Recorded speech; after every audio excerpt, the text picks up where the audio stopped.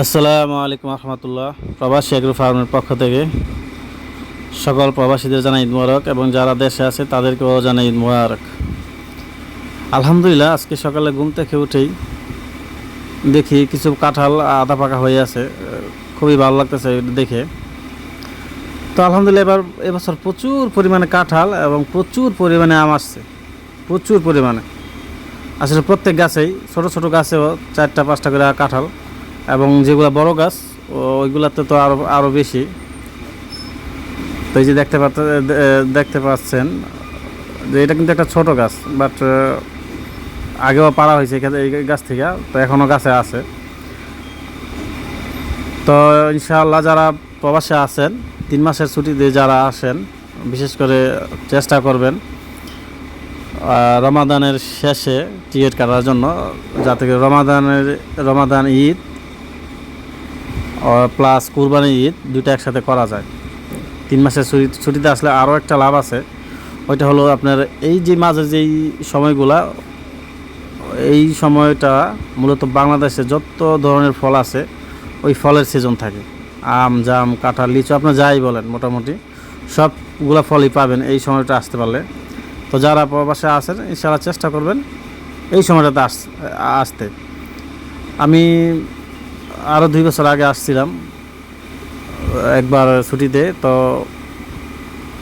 রমাদানের আগেই এসে পড়ছিলাম। রমাদানের পর আবার চলে যাইতে হয়েছে, তো তেমন ফলের কোনো সিজন পাই নাই। তো আপনারা চেষ্টা করবেন এই সিজনটাতে আসতে। তো আলহামদুলিল্লাহ গাছে উঠে গেলাম কাঁঠাল পাড়ার জন্য। এখানে একটা কাঁঠাল মোটামুটি আধা পাকা, তো ওই কাঁঠালটা কেটে নিলাম। ওইটা ভাতিজা ও হেল্প করতেছে আমারে।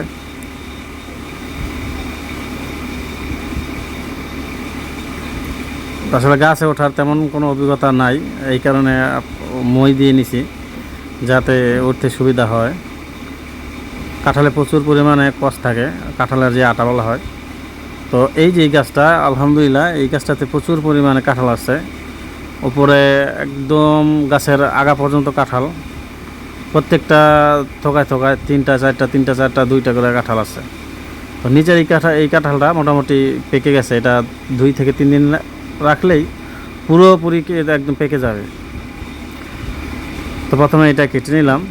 কেটে নেওয়ার পর দেখলাম যে উপরেও আরও আছে, ওইগুলো মোটামুটি কাটার উপযুক্ত। তো ইনশাআল্লাহ চেষ্টা করো ওইগুলো কাটার। তো এখন উপরে উঠবো ওইগুলো কাটার জন্য। আসলে গাছে একটু সমস্যা, এই গাছটাতে মূলত কারেন্টের তার আছে, যে পল্লী বিদ্যুতের যে লাইন, ওই লাইনটা একদম গাছের সঙ্গেই গেছে। তো প্রথমে একটু ভয়ে ছিলাম, তো আলহামদুলিল্লাহ তেমন কোনো সমস্যা হয় নাই। তারপরও গাছের সাথে কারেন্টের তার থাকলে একটু রিস্কি থাকে, একটু ভয় লাগে। আসলে গাছে ওঠার অভিজ্ঞতা তো না থাকার কারণে জুতা নিয়ে প্রথমে উঠছিলাম। পরে প্রথমে ভাবছিলাম যে হয়তো জুতা নিয়ে উঠতে পারবো, কিন্তু পরে দেখি না, আসলে জুতা নিয়ে গাছে ওঠা একেবারে অসম্ভব। তো জুতা অবশেষে খুলিয়ে নিলাম। হ্যাঁ, খুলে নিলেই সুবিধা হয়।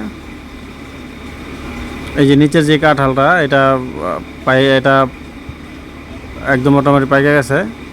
তো এইটা কেটে নিব। উপরেও কাঁঠাল আছে প্রচুর, জানি না ক্যামেরাতে কেমন দেখা যায়, কিন্তু আপনার উপরে একদম গাছের আগায় কাঁঠাল আছে। তো ওইখানে আমার যাওয়া সম্ভব না,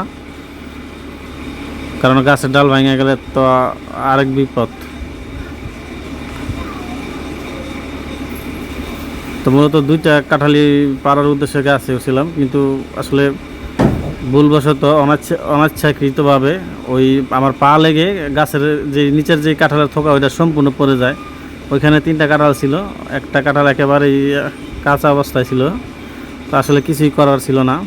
আমি বুঝতে পারি না যে এটা এত নরম, যে পা লাগলেই নিচে পড়ে যাবে। আমি তো ভাবছি হয়তো ডালের মতো একটু শক্ত টাইপের হবে, কিন্তু না, একেবারেই নরম ছিল। তো আলহামদুলিল্লাহ আসলে খুবই ভালো লাগতেছে কাঁঠালগুলো পেরে, একদম ফরমালিন মুক্ত ফ্রেশ কাঁঠাল। তো সবাই দোয়া করেন ইনশাআল্লাহ।